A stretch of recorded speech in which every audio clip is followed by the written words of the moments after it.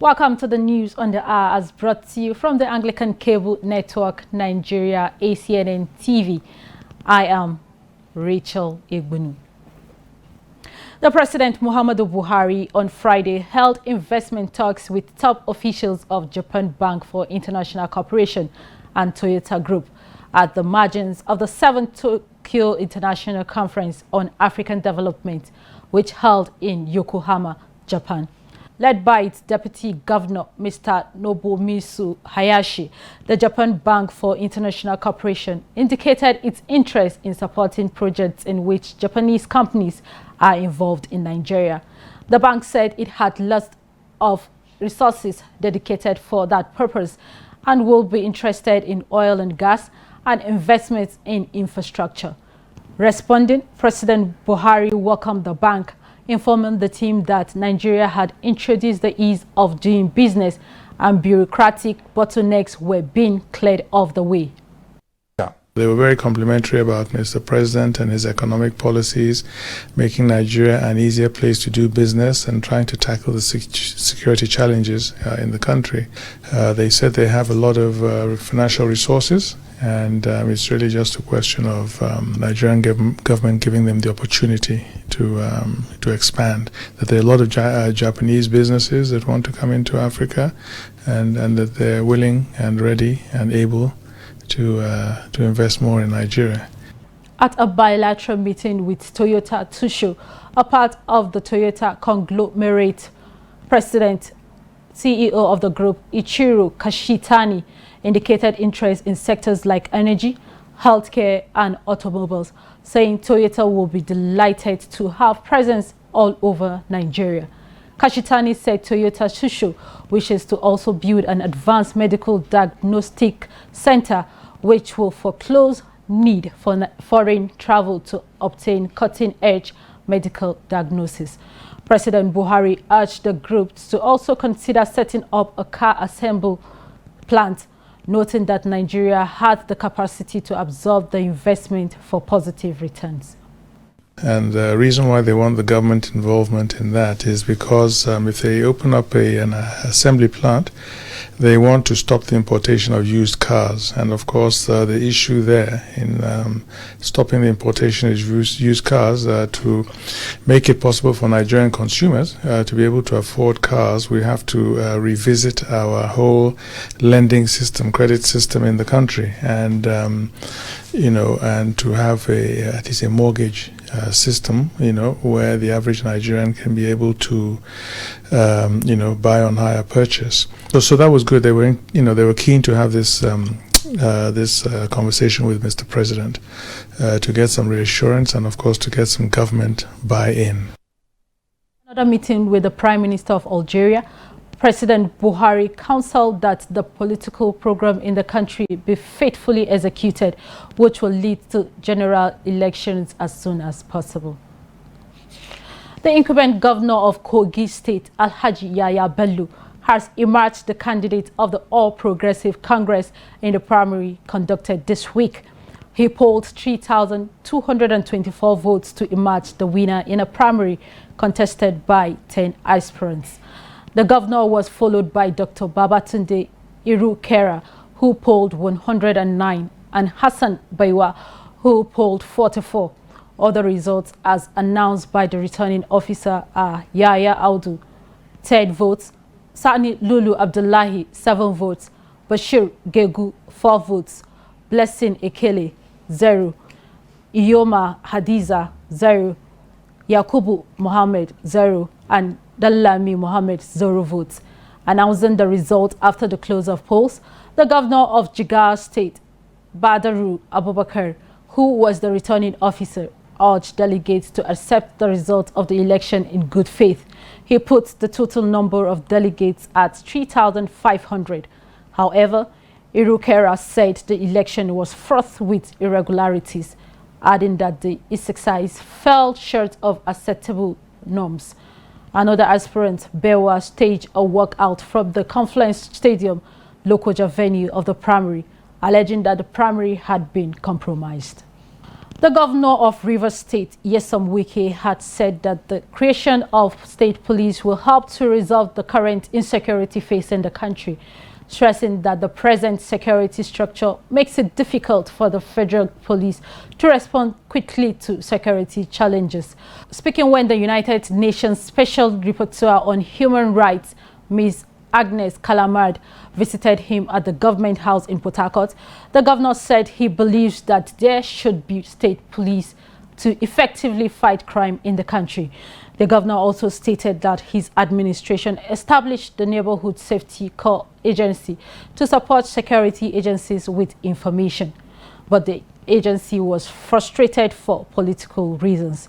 According to him, the state established the Neighborhood Safety Corps agency, which will have helped the security agencies with information, but it was politicized by federal government when they sent the army to ensure that it did not come to fruition.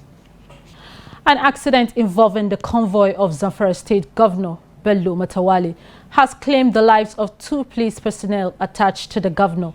Yusuf Idris, the Director General on Press Affairs of the governor, confirmed the incident in a press statement made available to newsmen on Thursday in Gusau. Mr. Idris said the accident occurred along Funtua-Gusau Road around 6 p.m. on Thursday. He said Aminu Usman and Noura Mohammed lost their lives instantly at the scene of the accident. He narrated that the deceased had escorted the governor to Abuja on the 5-day official trip. Mr. Idris said that while they were returning with the governor, one of the vehicles in the convoy broke down in Zaria, Kaduna State. The 2 policemen were among the 7 persons left behind to oversee the repairs of the vehicle before coming to Gusau. And about 2 hours later, however, the sad news was brought to the governor that those left behind were involved in the crash while driving in a heavy downpour, and that the 2 policemen had died. He further explained that while one of the victims escaped the accident unhurt, the remaining 4 sustained injuries. Mr. Idris said the governor had condoled with the families of the deceased and said the state government will pay all medical bills of those hospitalized. There was tension in Owerri, the Imo State capital, on Thursday as angry youths prevented members of the government task force from breaking into the private residence of former Governor Rochas Okorocha. The Government Recovery Committee, led by Jasper Ndubuaku, had raided the business places of Okorocha's daughter and wife, allegedly in search of stolen property belonging to the government. However, plans to raid Okorocha's Pibat home, which houses the Rochas Foundation College of Africa, was met with stiff opposition as irate youths barricaded the entrance. They were said to have pounced on the committee chairman while his men escaped. It was also gathered that while the Ndubuaku-led committee was trying to enter Okorocha's home, thousands of youths believed to have been mobilized by the government laid ambush for the former governor at the Sam Mbakwe airport as he was reportedly visiting the state. But they dispersed after it was discovered that Rochas was not returning to the state. Ndubuaku, who addressed reporters after the incident, said he was attacked by thugs camped at Okorocha's compound. But Okorocha said the attempted invasion of his private home was a continuation of the harassment meted out to him and his family by the Governor Emeka Ihedioha administration. A statement by his media aide Sam Onwemeodo reads, "Our attention has been drawn to accusations by Chairman of the Imo State Property Recovery Committee, Jasper Ndubuaku, that former Governor Rochas Okorocha recruited thugs to attack him and his team when they wanted to invade his private residence at Spibat, Owerri." The Inspector General of Police, IGP Muhammad Adamu, had given marching orders to the Commissioner of Police, Taraba State Command, to fish out the killers of Reverend Father David Tanko, who was gruesomely murdered in the most inhuman and barbaric manner by unknown persons in the early hours of Thursday, 29th August 2019, at Bankofu village along Wukari Road on his way to Kofai Amadu village in Taraba State.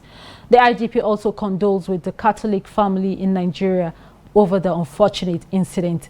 He expresses deep concerns over the recent incidents of attacks on clergymen in some parts of the country and has directed commissioners of police in all the states of the Federation and the Federal Capital Territory to henceforth pay special attention to the clergy and increase security around worship centers nationwide. The IGP further directed the Deputy Inspector General in charge of the Force Criminal Investigation Department to provide additional forensic and other investigative assets to the Taraba State Command to aid investigations into the incident.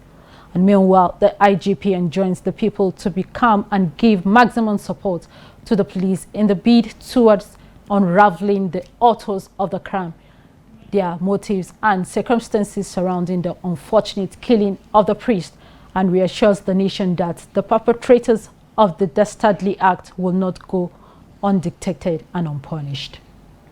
We now go on a short break. When we return, News on the Hour continues. Please stay with us.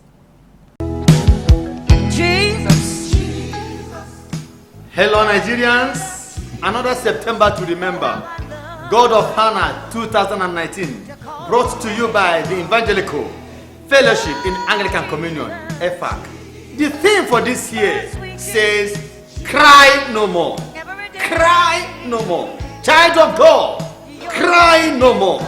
Date, September 1st through September 6th. That is Sunday to Friday. 6 p.m. daily at St. Andrew's Anglican Church, Dishi, opposite Nikon Junction, along Bega, Kubwa Express Road. But on Sunday, it will start by 9 a.m. There's going to be one-on-one counseling session. There's going to be medical services. On the Friday night, it's going to be night of divine decoration. Child of God, can I tell you something?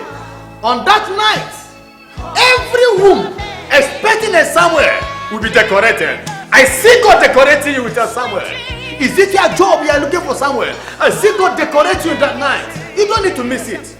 Ministry, Dr. Mrs. Charity Obum-Nadi, Evangelist Joseph Omotoba, Brother Felix Eze, Brother Sunday Eze, and the Reverend Obum-Nadi. I see you smiling.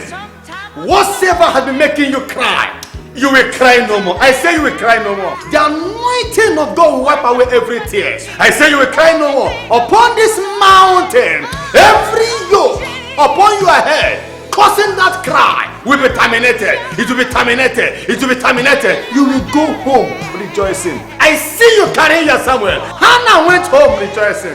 I see you carry your Samuel. This is your season to be celebrated. It's your season to be celebrated. You will go home rejoicing. See you there. Don't miss it. God bless you. Every day is the same. Oh, Jesus. Welcome back. Thanks for staying tuned. For more on our top stories, please visit our website at acnntv.com or youtube.com/ACNNTV. And to be up to date with our news and other programs, download the ACNN app for Android from Google Play Store. And now to the international news. A group of Nigerians staged a protest at the Nigerian High Commission in Pretoria, South Africa's capital. The protesters, mostly victims of xenophobic attacks in South Africa, said they are angered by the recent massive looting of foreign-owned shops in the city by some South Africans. Many of the protesters lamented that they have lost their goods and business investments to the looting spree, which occurred on Wednesday at Pretoria Business District. They claimed that Nigerian representatives in South Africa are slow towards responding to their plight. However, Defense Advisor, Nigeria High Commission in South Africa, Abubakar Mustafa, condemned the protesters for venting anger on the commission by destroying some properties and later visited the scenes of the looting spree to see the level of destruction on shops owned by Nigerians. The Ukrainian presidency has denied reports that a prisoner swap with Russian was on the way, saying the process for the mutual release of prisoners is continuing. Speculation has spread in recent days that a prisoner swap was imminent, and reports surfaced overnight that it had begun. Some of the reports were based on a report on Facebook by Ukraine's new prosecutor general, suggesting the swap had started, adding that information about its completion is not true. The presidency said this is not the first time they have seen information chaos caused by unconfirmed information, warning against misinformation and urging the people not to play with society's emotions. Russian news agency reported that Oleg Sentsov, a Ukrainian filmmaker serving a 20-year jail term in Russia, had been moved to Moscow ahead of a possible prisoner swap. And now to sport. The Nigeria under-20 women's team, the Falconets, beat Cameroon 3-2 on penalties to win the football gold at the ongoing Africa Games in Morocco. The win marks the third time Nigeria will clinch football gold in the women's category after 5 editions. Nigeria and Cameroon were in the same group during the group stage, and both sides settled for a 1-1. Then, the tournament's final clash between the two neighboring countries was another feisty tie as the both teams battled each other for 120 minutes, but there was no goal to separate both sides. Chiamaka Nnadozie, after her heroics at the World Cup with the Super Falcons in France, proved to be a hero in Morocco as she saved 3 successive penalty kicks to help Nigeria to the gold. While it is the 3rd gold medal for Nigeria, it is coming after a 12-year wait. Nigeria's previous gold medal in women football at the Africa Game was in 2003 and 2007, while Cameroon won once in 2011 in Maputo, Mozambique. A Super Eagle of Nigeria forward Victor Osimhen has said that his club's side, Lille, have enough quality to navigate through a tough Champions League group, which has former champions Chelsea and Ajax, Amsterdam, as well as Spanish outfit Valencia. Chelsea, despite their inability to sign new players following a transfer ban, and Ajax, semi-finalists last season, are the overwhelming favorites to pick the top slot in the group, which guarantees a place in the second round. Osimhen, though admitted that things won't be easy for Lille in the group, is adamant that the French club can make it to the knockout round. Lille will travel away to Ajax for their first Group H encounter on Wednesday, September 17. And that's it on the news on the hour. Thanks for watching. I am Rachel Ebun.